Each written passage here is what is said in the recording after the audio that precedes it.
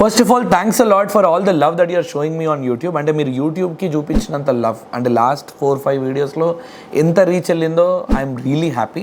And ఇది చూస్తుంటే మీకు బిజినెస్ మీద ఎంత ఇంట్రెస్ట్ ఉందో క్లారిటీ వస్తుంది. సో నేనేం చేద్దాం అనుకుంటున్నా అంటే every alternate day I will shoot some startup related and business related news. And ఈ అప్డేట్స్తో మీకు ముందటికి వస్తా. ఎవ్రీ ఆల్టర్నేట్ డే అంటే వెడ్నెస్డే, థర్స్డే, ఫ్రైడే అట్లా ఆల్టర్నేట్ డేస్ చేసుకుంటా పోతా. ఒకవేళ మీకు నచ్చినట్టయితే ప్లీజ్ సబ్స్క్రైబ్ చేసుకోండి and you'll be stay updated with new video అనమాట.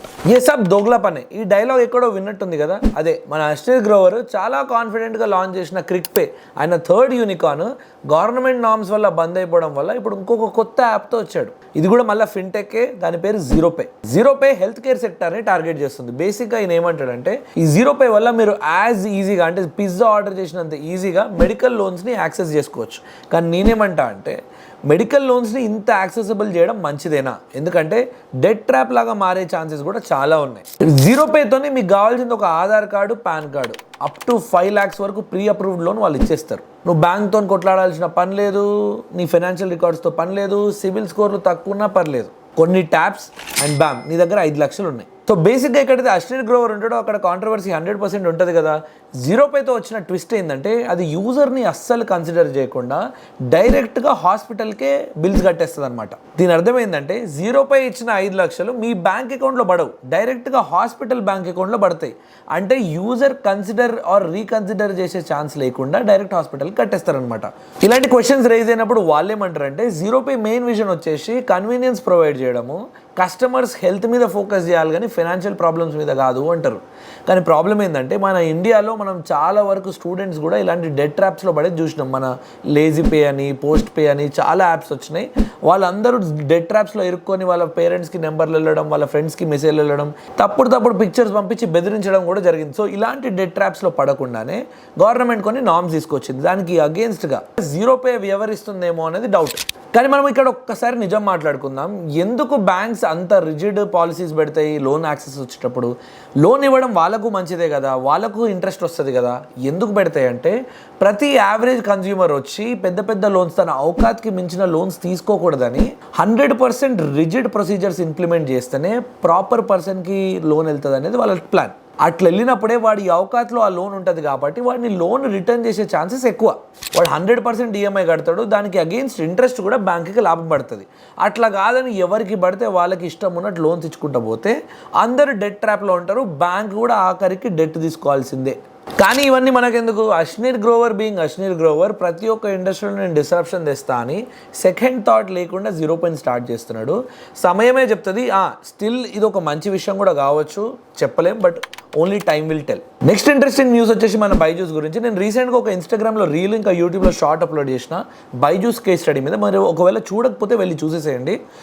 ఈసారి ఏమైందంటే అర్జున్ మోహన్ ఎవరైతే బైజూ రవీంద్రని రిప్లేస్ చేసి సీఈఓగా జాయిన్ అయ్యిండో, ఇక నాతో కాదురా బాబు అని ఆయన కూడా వదిలేసిండు. ఏంది 7 monthsలోనే అంత పెద్ద ప్రాబ్లమ్స్ నాతో సాల్వ్ కావాలనుకున్నాడో ఏమో కానీ వదిలేసిండు. ఇప్పుడు బైజూస్ కాస్ట్లు సేవ్ చేయడానికి, అంటే కాస్ట్ కట్ని సేవ్ చేయడానికి 3 డివిజన్ లాగా మారిపోతుంది. ఒకటి మన లెర్నింగ్ యాప్, రెండోది ఆన్లైన్ కోర్సెస్, మూడోది టెస్ట్ ప్రెప్. ఈచ్ డివిజన్కి ఒక్కొక్క ఇండివిజువల్ లీడర్ ఉంటాడు who will be focused on profits అనమాట. మన బైజూ రవీంద్రన్ మాత్రం సీఈఓ జాబ్ నుంచి డ్రాప్ అయిన తర్వాత he's overlooking daily operations అనమాట.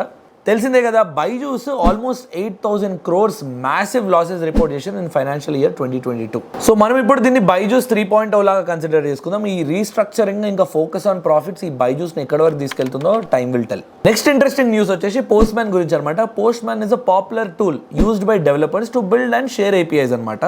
ఇప్పుడు ఈ పోస్ట్ మ్యాన్ అనే కంపెనీ ఆర్బిట్ అనే కంపెనీని అక్వైర్ చేసుకుంది. ఆర్బిట్ ఏం చేస్తుంది అంటే కమ్యూనిటీస్ బిల్డ్ చేస్తారు అనమాట. ఎవరైనా ప్రోడక్ట్ గురించి, ఇప్పుడు ఎగ్జాంపుల్ నా సైకిల్ ఉందనుకో, నా సైకిల్ చుట్టూ కమ్యూనిటీ బిల్డ్ చేస్తుంది so that I can share regular updates with them. ఇప్పుడు ఆర్బిట్ ఫీచర్స్ పోస్ట్ మ్యాన్లో ఉండడం వల్ల ఏవైతే కంపెనీస్ APIsని పబ్లిష్ చేస్తుందో దాని చుట్టూ కమ్యూనిటీస్ ఇమీడియట్గా ఆన్ పోస్ట్ మ్యాన్ ప్లాట్ఫామే బిల్డ్ చేయొచ్చు.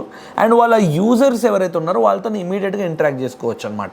ఈ పర్టికులర్ డీల్ మనకి ఏం చెప్తుంది అంటే Indian tech companies like post man కూడా గ్లోబల్ ప్లేయర్స్ కావచ్చు by acquiring companies like orbit అనమాట. ఇప్పుడు ఇండియన్ మార్కెట్లో పెద్దగా ఫండింగ్ లేకపోయినా ఇలాంటి డీల్స్ ఏం చూపిస్తాయంటే ఇండియన్ సాఫ్ట్వేర్ టెక్ ప్రోడక్ట్స్కి ఇంకా గేమ్ ఉంది. అంటే they can be a global player still. So మనకు ఏదైతే గోల్ ఉందో it should be a $25 billion market అని. ఐ థింక్ ఇలాంటి ప్రోడక్ట్స్ వల్ల will still be able to achieve those goals. Next interesting update వచ్చేసి మన ఫేవరెట్ ఫేస్బుక్ అంటే meta గురించి. మీకు తెలుసా ఇండియాలో ఎవ్రీ 2 అవర్స్కి ఒక కొత్త స్టార్టప్ రిజిస్టర్ అవుతుంది అండ్ ఈ కొత్త స్టార్టప్ మోస్ట్లీ రూరల్ కమ్యూనిటీస్ నుంచి వస్తుంది. అందుకే Facebook or Meta is also entering this particular game by investing in those startups. వీళ్ళు ఇంతకుముందు కూడా చేశారు. మీషో అనే స్టార్టప్ ఏదైతే ఉందో they empower almost 2 lakh women to promote their products in their local communities అనమాట. ఇది వాళ్ళు ఏమంటారంటే ఇలాంటి టెక్ స్టార్టప్స్ని సపోర్ట్ చేస్తే they see a lot of potential in software talent in India.